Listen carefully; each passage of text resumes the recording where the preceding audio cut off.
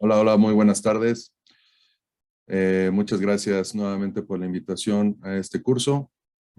Soy el doctor Jonathan Rubalcaba, soy médico radiólogo y pues prácticamente para los que ya me conocen saben que me dedico a la resonancia, a la neuroimagen, y en esta ocasión vamos a hablar un poco de la unión cráneo-cervical, principalmente cómo la podemos valorar, tanto subjetiva como objetivamente, de acuerdo a los métodos de imagen que habitualmente utilizamos.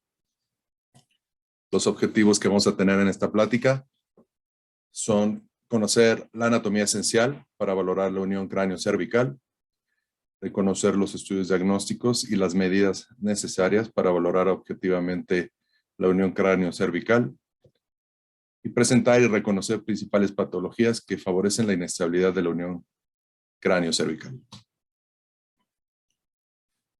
Para iniciar, la unión cráneo-cervical es la transición ósea entre el cráneo y la columna cervical. Como tal, es una entidad prácticamente independiente que ni corresponde a lo que se valora del cráneo, ni como tal a la columna cervical. En estas líneas están limitadas prácticamente de lo que es el clivus, hasta aproximadamente C2-C3, donde vemos principalmente la valoración de esta unión. Por lo tanto, es indispensable conocer tanto qué estudios vamos a pedir y qué es lo que necesitamos para poder valorarla y descartar algunas condiciones o patologías principalmente en esto. Es una entidad compleja, anatómicamente hablando, porque involucran, como ustedes más o menos ya conocen, estructuras óseas, capsulares, articulares, ligamentarias, musculares y obviamente lo que envuelve o lo que tiene contenido en su alrededor y en el interior de la misma. Va a estar formada principalmente por los cóndilos occipitales, el atlas, como ya sabemos es C1, los cóndilos occipitales le llaman C0 en algunas revisiones, el axis, que es C2, y obviamente todo lo que lo que ya les mencionamos, y el complejo ligamentario, que es el que nos va a ayudar a dar la movilidad a esta unión cráneo-cervical. Como ya sabemos, uno de los principales motivos de lesiones de la columna cervical es el trauma.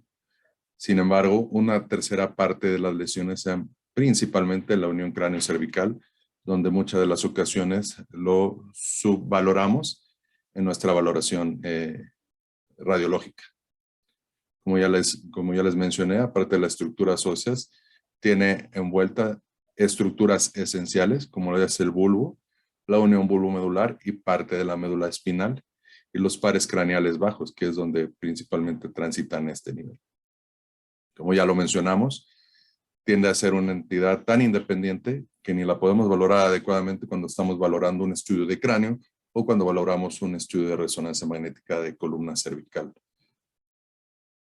Y tiene un alto potencial de morbimortalidad cuando prácticamente existen alteraciones que nos pudieran condicionar una inestabilidad o alteraciones en la unión cráneo-cervical.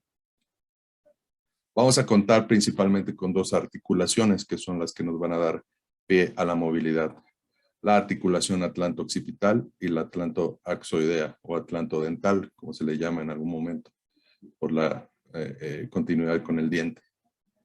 La articulación atlanto-occipital va a regirse con sus propiedades mecánicas secundarias a las estructuras óseas principalmente, en algún momento capsulares. Y la articulación atloaxoidea, que favorece la mecánica o la biomecánica, está determinada principalmente por las estructuras ligamentarias.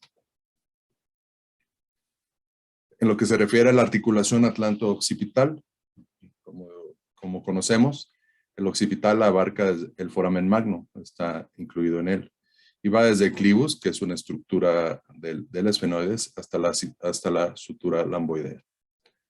La articulación atlanto-occipital va a limitar la movilidad en rotación axial, y los movimientos que son predominantes o que favorecen en esa articulación son el de flexión y extensión.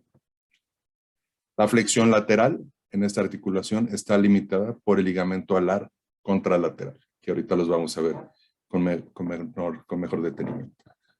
Como vemos aquí en la imagen de la arriba a la derecha, se observa prácticamente C2 y C1 y un poco de la articulación atlanto-occipital, donde se observa la cápsula y las superficies articulares, tanto del occipital como de C1, y inmediatamente por debajo entre C1 y C2.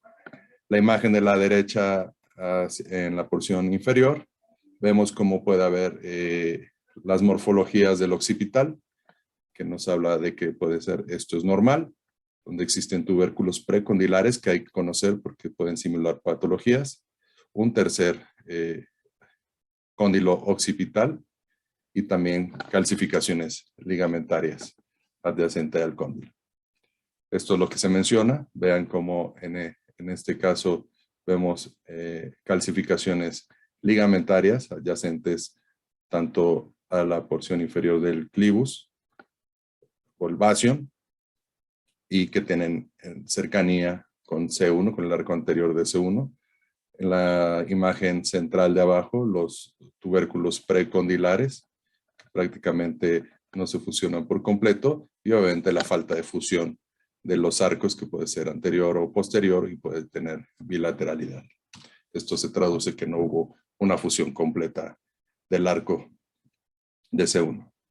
La otra gran articulación de la unión cráneo-cervical es la articulación atloaxoidea o atlantoaxoidea, que es prácticamente la de C1 y C2. Esta nos permite la movilidad en flexión, extensión, rotación axial y en menor grado, flexión lateral. Los principales ligamentos que vamos a tener son los ligamentos transverso y los alares, que son los que estabilizan el complejo articular. Y obviamente si hay una lesión ligamentaria, tienden a limitar la rotación axial con respecto a la atlo-occipital. En el dibujo que está abajo a la derecha, vemos muy bien en un corte axial o en un dibujo transversal las estructuras que nosotros debemos reconocer. Como ya sabemos, el arco de C1 está limitado por el arco anterior y el arco posterior. Tienen los procesos articulares y el ligamento, los forámenes o agujeros transversos. Y vean cómo el ligamento transverso es el que limita como en dos cavidades, ¿no? Una donde está el diente potencialmente y el otro donde está el foramen y donde vamos a tener toda la envoltura del saco tecal, el bulbo y la médula. Los ligamentos principalmente se agrupan en dos sentidos. Los ligamentos intrínsecos, que van a ser 3 capas anteriores a la dura madre, hablando en un sentido predural, que son el ligamento odontoides, propiamente el cruzado y la membrana tectórea. El ligamento odontoides está compuesto por los ligamentos alares, que son estos, que van desde el margen del diente hasta las márgenes mediales del occipital, ¿sí? Y también los ligamentos, el ligamento apical. El ligamento apical o suspensorio va de la punta del diente hasta el basión. Los ligamentos alares, como ya les dije, van del diente hacia las regiones mediales del occipital, y el ligamento cruzado, que es el ligamento más fuerte y grueso y es el que principalmente nos apoya a que tenga contenido la articulación atloaxoidea. Tiene sus fascículos que revisten el arco anterior del atlas y diente, y tiene un fascículo superior, un vertiente superior que se extiende propiamente al occipital y el inferior al margen dorsal del cuerpo de C2.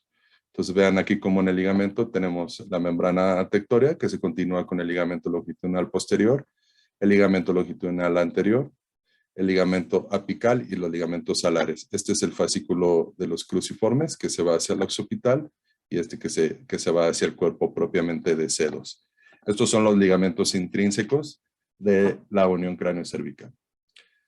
Como ya los mencionamos, son 3 capas anteriores. Esta es la membrana tectórea que se continúa con el ligamento longitudinal posterior. Este es el cuerpo de C2, el diente y el arco anterior de C1. La punta de flecha es indicativa del ligamento apical.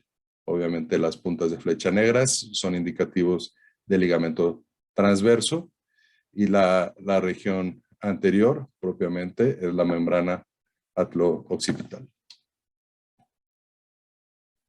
Dentro de los ligamentos intrínsecos, como ya lo mencionamos, el compuesto por ligamento alar y el apical se limitan la rotación axial en el plano, en un corte axial en T2. Vean cómo este es el diente. Este es un paciente con una enfermedad reumatológica que existe erosión.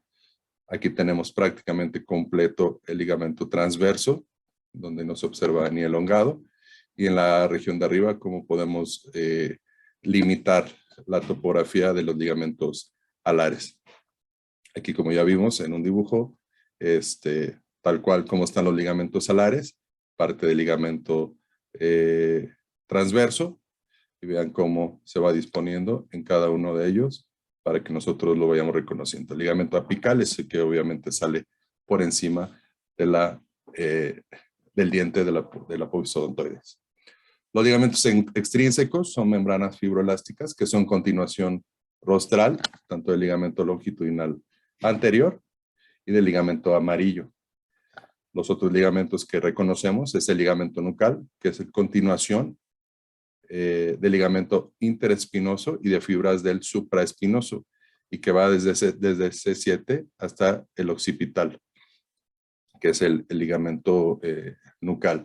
La membrana atlanto-occipital posterior, que es esta, es propiamente una proyección cefálica del ligamento amarillo. Y como tal, estos, tanto la membrana atlanto-occipital anterior, son membranas fibroelásticas que nos ayudan también a la contención y a la estabilidad de la unión cráneo-cervical, y estos son favorecidos por el componente externo. Dentro de la estabilización mecánica, como ya lo comentamos, el ligamento transverso y los alares permiten una rotación axial y limita la rotación excesiva, respectivamente. Las cápsulas articulares, tanto de la articulación atlantoaxial y atlanto-occipital, estabilizan la unión cráneo-cervical, obviamente ayudado por las estructuras óseas. Y la propiedad mecánica de la articulación atlanto-occipital son principalmente en flexión y extensión y en forma mínima la rotación axial. Y la articulación atlanto-axoidea es responsable de la rotación axial con algo de contribución de la flexión y extensión. Entonces vean cómo cada una de ellas nos va a favorecer algún movimiento y nos limita a otro, incluidos las estructuras ligamentarias con las que están involucradas. Algunas de las pseudolesiones que ustedes deben conocer y que obviamente conocen y que son reportables tanto en radiografías, en tomografía y en resonancia magnética. Una de ellos es el osículo terminal, que es una persistencia por la falta de fusión del centro de osificación secundario, también llamado huesecillo terminal, que es esta de la imagen de la izquierda abajo. Prácticamente se ve con una estructura ósea como en tipo de diamante o en una estructura triangular. Principalmente se llega a ver así de esta forma en los planos coronales. La otra entidad que hay que conocer es el osículo odontoideo, que es un osículo, una estructura ósea separada con un borde cortical liso por encima de una cavidad hipoplásica. Esto también se tiene que reconocer porque estas entidades pueden simular fracturas. Y al momento que nosotros la reconocemos, prácticamente tenemos que dar la posibilidad de esta variante. Sin embargo, en algún momento también nos pueden favorecer algún tipo de inestabilidad cráneo-cervical. Y las calcificaciones ligamentarias, como en la imagen que está abajo a la derecha, como hay una estructura ósea hacia la topografía de los ligamentos alares del lado izquierdo. Vamos a reconocer principalmente las líneas que utilizamos para ayudarnos a valorar la unión cráneo-cervical. La primera de ellas es la línea de Chamberlain, que muchos de ustedes las deben conocer. Las medimos tanto en las placas como en la tomografía y hasta en la resonancia, que va desde el margen del paladar agudo al opistheum. Y la medida mayor de 3 milímetros por arriba del diente nos habla de una invaginación basilar. Cuando hablamos de invaginación basilar, hacemos referencia a la mayoría de las veces a alguna entidad congénita.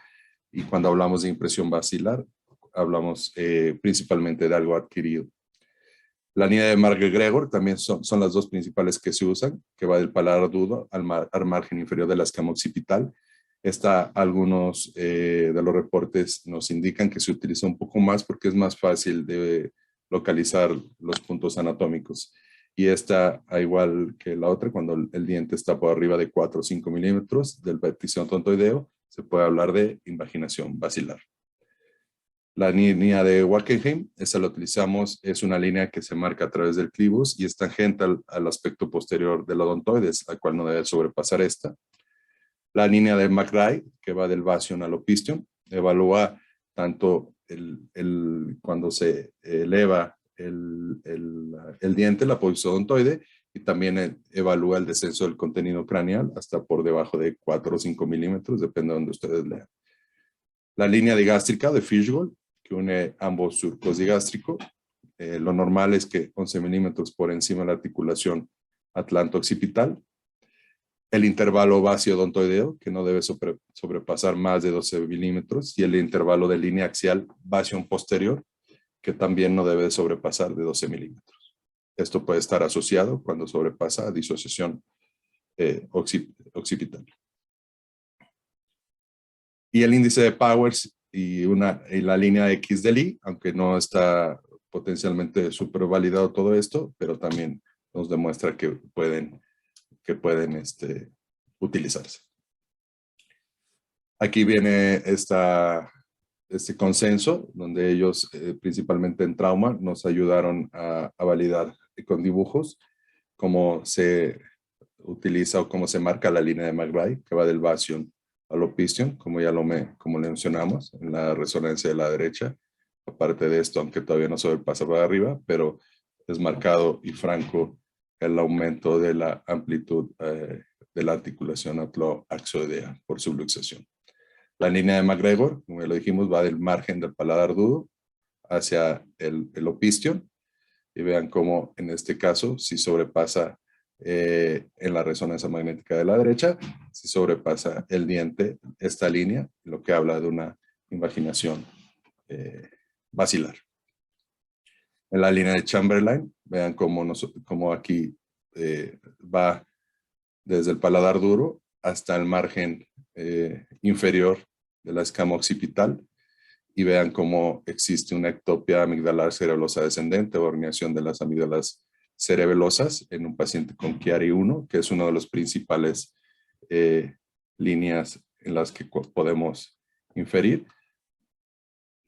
Y esta es la línea de McBride. Esta es una línea que va del bastion al opistion y que nos ayuda a valorar el descenso del contenido cráneo. Las del lado derecho es la línea digástrica y la línea bimastoidea, donde también nos pueden ayudar a valorar la punta del odontoides.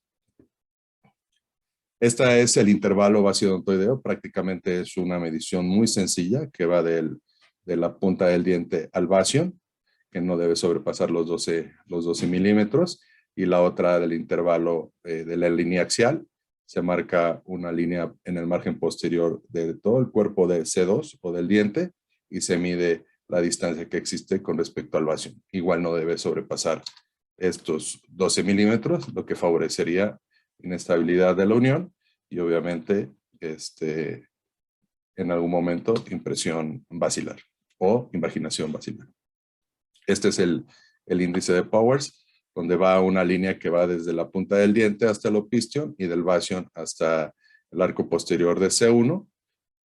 Se divide esta primera línea del bastion a C1 y del opistion, y cuando es mayor a 1 se puede sugerir la posibilidad de inestabilidad.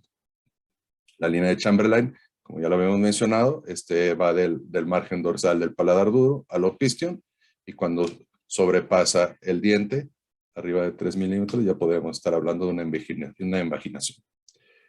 Dentro de la craniometría también tenemos los ángulos, como el ángulo basal de Welcher, que va del nasion al tubérculo sillar o a la porción central de la silla tuca y al bastion, y comúnmente tiene que medir entre 123 a 143 grados. Cuando es menor a 123, estamos hablando de cifosis craneal, y si es mayor a 143 de plativacia.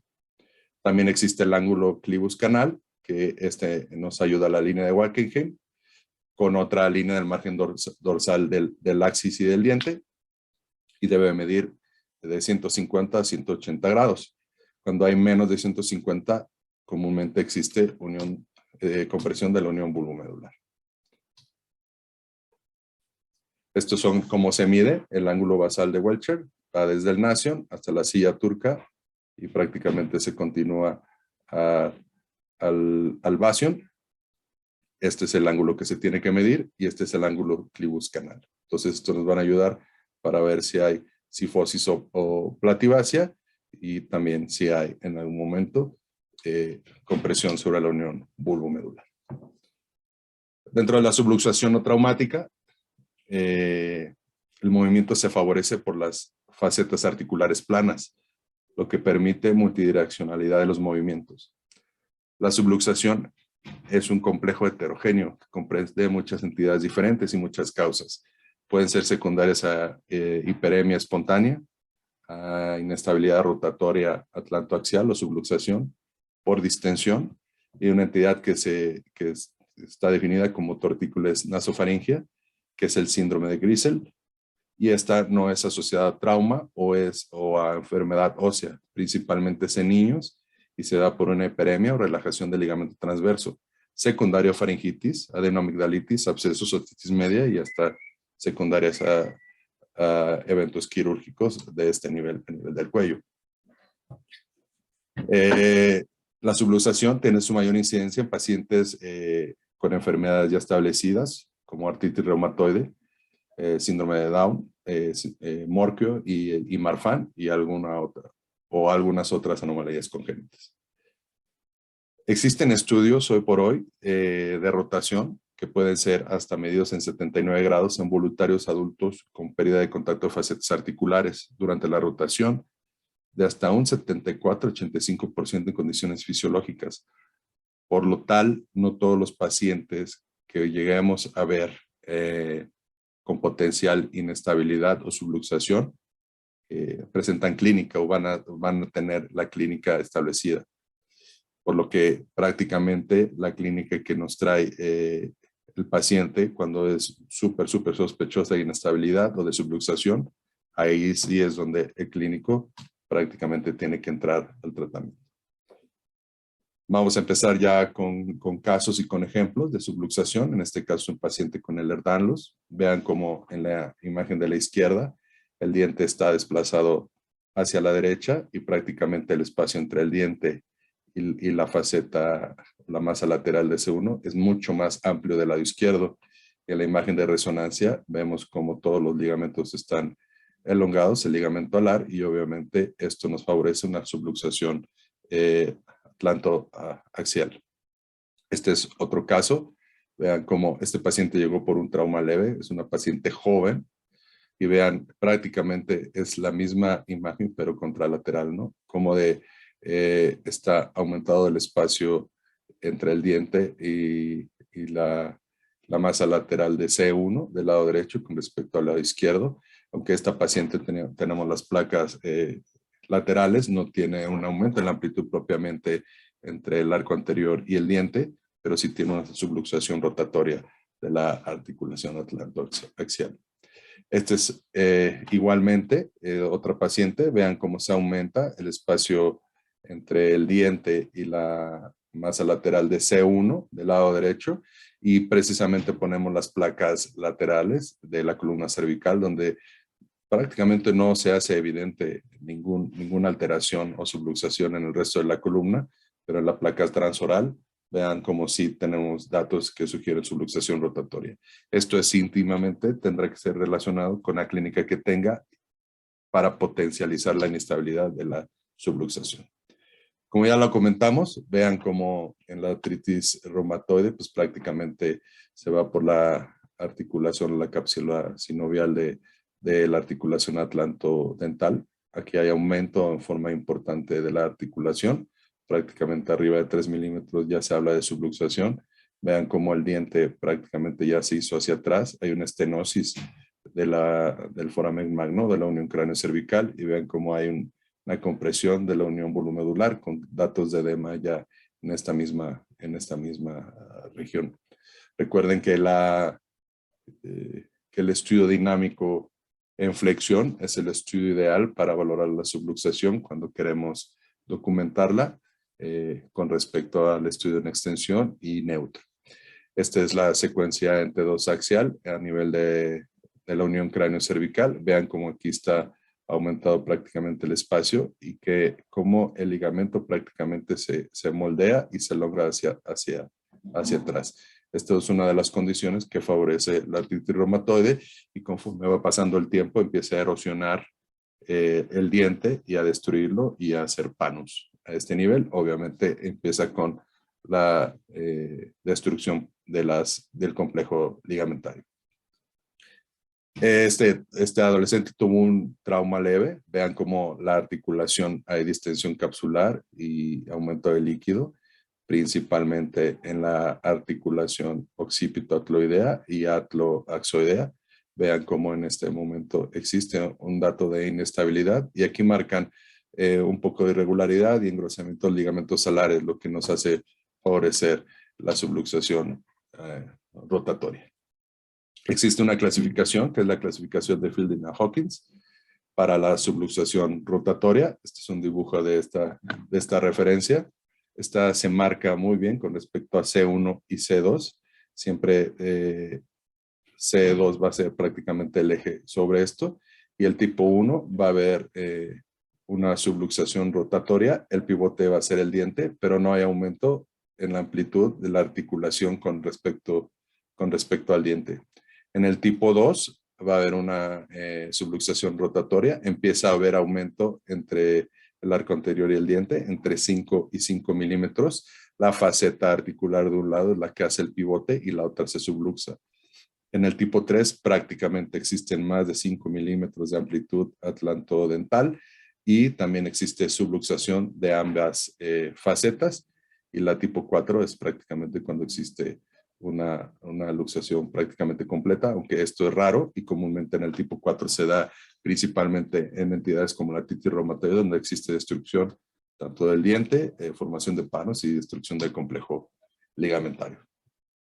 Aquí vean cómo tenemos una tipo 1 de la clasificación, una subluxación rotatoria tipo 1. Vean cómo el diente no hay aumento en la amplitud en esta región. Aquí seguimos en el siguiente corte y vean cómo en algún momento el pivote lo sigue haciendo el diente con el arco anterior, por lo que solamente hay una subluxación rotatoria. Vean cómo en algún momento este se mantiene en el mismo espacio. En el ejemplo de abajo, que es una subluxación ya tipo 2, vean en el plano sagital como no hay gran alteración, probablemente este esté en límites máximos pero esta ya la tipo 2 cuando está de 3 a 5 milímetros. Entonces el pivote lo tiene que hacer automáticamente la faceta articular. Y la tipo 3, que es esta, vean cómo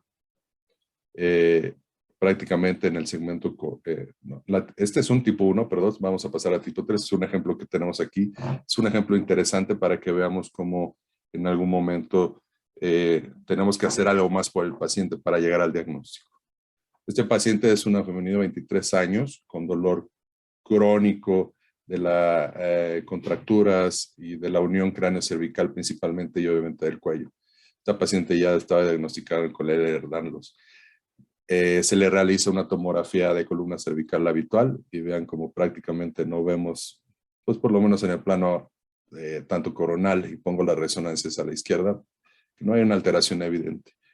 Sí estaba limitada la extensión y la flexión. Esta resonancia en medio es una resonancia magnética en extensión, la cual obviamente la vemos limitada, entonces quiere decir que la paciente en algún momento algo no le permite hacer todo su movimiento habitual, y la del lado derecho es en flexión. Estos estudios de flexión o extensión también se pueden hacer con la TAC y resonancia magnética y son muy sencillos, aunque en la reso pues obviamente nos lleva más tiempo y obviamente la topografía pues nos lleva más radiación para el paciente, ¿no? Pero bueno, en determinado momento no veíamos alguna alteración ni en el intervalo vasiodontoideo ni en la articulación dental. Esta imagen que vemos aquí comúnmente es la persistencia de la sincondrosis, que también suelen confundirla como fracturas para que la tengan bien establecidas. Esto es una variante que no se fusionó por completo a este nivel, es en la transición del cuerpo y el diente. Pero bueno, regresando al tema del estudio, vean cómo prácticamente no encontrábamos ningún detalle. Cuando hacemos los estudios prácticamente dinámicos, tanto de tomografía como de resonancia magnética, vean cómo sí documentamos el diente, prácticamente el diente, el arco anterior. Aquí se ve prácticamente todo el arco de C1 y el eje principal de C2, ¿sí? O sea, del cuerpo hacia la apófisis espinosa. Vean cómo la amplitud aquí nos aumenta, pero sí tenemos un aspecto de subluxación de las masas laterales de los dos lados. Prácticamente este es el que hace el pivote junto con este lado y del otro lado está un poco más marcado la desalineación de uno contra el otro. Entonces, comúnmente hace donde va la cabeza, este es el lado derecho, la cara, este es el lado izquierdo, y vean cómo si prácticamente el espacio atlantodental te mantiene. Entonces, es una subluxación rotatoria tipo 1 de la clasificación de Fielding and Hawkins. Hay otro signo, estos son los 3D de las rotatorias, de las dinámicas. Vean cómo existe desalineación prácticamente, no completa, pero sí prácticamente una tercera parte en un lado y del otro de forma similar. Y hay otro signo aquí que le llaman la faceta desnuda, que quiere decir que esta faceta prácticamente no tiene la superficie, no contacta prácticamente con la superficie de abajo de C2. Entonces vean cómo de un lado este es C2, este es el diente, todo esto está libre y del otro lado igual. Entonces, al no haber un aumento en la amplitud del espacio atlantodental, pues prácticamente se queda como una fijación, como una clasificación grado 1. ¿Qué se le hace? Se le hace una cirugía con instrumentación y fijación del arco posterior de C1 C2 y prácticamente este fue el tratamiento. Esta paciente, cabe resaltar que tuvo el dolor durante muchos años. Entonces, es lo que tenemos que ser minuciosos con lo que nos piden. Obviamente, como en este caso que nos pidieron nada más la tomografía de columna cervical en forma habitual como lo hacemos, pues obviamente en algún momento no vamos a darle ningún beneficio. Hasta que ya platicamos con el médico y lo que se le sugirió hacerle en forma extra fue como llegamos al diagnóstico. Este es el grado 3 de la clasificación de Fielding and Hawkins. Este es el signo del Cock-Robin. Quiere decir que el paciente comúnmente hace para un lado inclina la cabeza, para el otro la voltea y la hace flexión. Entonces, eso prácticamente nos hace ver que hay aumento en la articulación atlantodental y que están subluxadas las dos facetas, tanto la de un lado como la del otro. Entonces, prácticamente por eso el paciente puede llegar a tener esa disposición de que inclina la cabeza hacia un lado, la gira hacia el otro y la hace flexión. Como la imagencita que vemos al lado del pajarito, similar hacia del paciente con la cabeza y el cuello. Y la grado 4, pues obviamente es la que prácticamente se subluxa todo y hay aumento. Entonces vean cómo en algún momento pues comúnmente se van a dar. Este es un paciente con artrosis reumatoide juvenil. Vean cómo en la radiografía lateral en flexión existe un poco de aumento en la articulación, o sea, está subluxada, pero precisamente ponemos la tomografía habitual, donde aquí la amplitud se mantiene muy respetada. Y vean cómo la resonancia magnética, nada más podemos documentar la erosión que empieza a hacer ya de la región periodontoidea, de predominio posterior y hacia la derecha, y aún se mantienen en forma habitual la estructura ligamentaria de los fascículos del transverso. Es importante reconocer, por favor, a todos, yo a mis médicos y a mis residentes les hago hincapié que cuando están viendo tanto una placa como una tomografía, una resonancia de columna, empiecen a ver el estudio por la unión cráneo-cervical, porque la mayoría de las veces nos vamos por las estructuras que ya conocemos de los cuerpos, discos, canal estrecho, bla, bla, bla. Entonces, si se les hace como rutina, nunca se les va a ir alguna causa a este nivel. Este paciente, aparte de que tenga AR, tiene una subluxación atlantodental, una estenosis del foramen magno, compresión medular, aparte de los cambios espondilodiscoartrósicos. Vean cómo incidentalmente localizamos tanto en la columna cervical como en la región dorsal baja, espondilodicitis con componente inflamatorio peridural importante, que seguramente eso le estaba causando la clínica en ese momento. Y este es un ejemplo claro en algún momento de lo que tienen que ver. Si nada más se dedican a ver las secuencias T2 en los sagitales y nunca, a veces hay personas que no voltean a ver el T1, no lo menosprecien, vean cómo el T1 nos va a favorecer esto. Y esta es una osteomielitis, una artritis séptica de la articulación atloaxoidea. Obviamente este paciente tenía datos de inestabilidad y vean la tomografía como ya posteriormente se erosionó todo este tejido y vean cómo la membrana tectórica existe engrosamiento y obviamente hay proceso peridural en esta misma región que favorece compresión medular. Este es un corte axial, el estudio T1 con contraste. Vean cómo existe la osteomielitis y la artritis séptica y obviamente esto evolucionó a destrucción ligamentaria. O sea que prácticamente este paciente seguramente va a quedar con inestabilidad de la unión cráneo-cervical, pero el hallazgo es a que volteen a ver la unión cráneo-cervical cuando estén viendo sus estudios de la columna cervical. Por ahí hay algunos ligamentos que faltaron, que no tienen son ligamentos pequeños que no tienen mucho en qué incidir en la estabilidad de la unión cráneo-cervical. Algunas líneas o algunas mediciones, prácticamente dimos las más comunes y las más habituales para que lo puedan reconocer.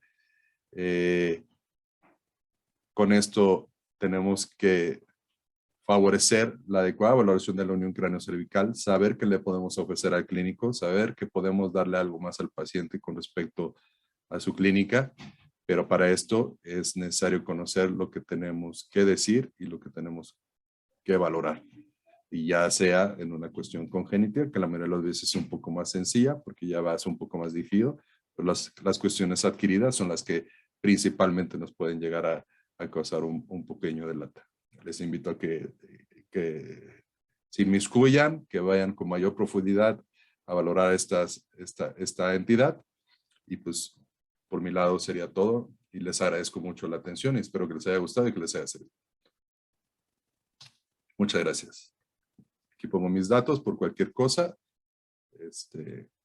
Y estamos para ayudarles en lo que sea necesario.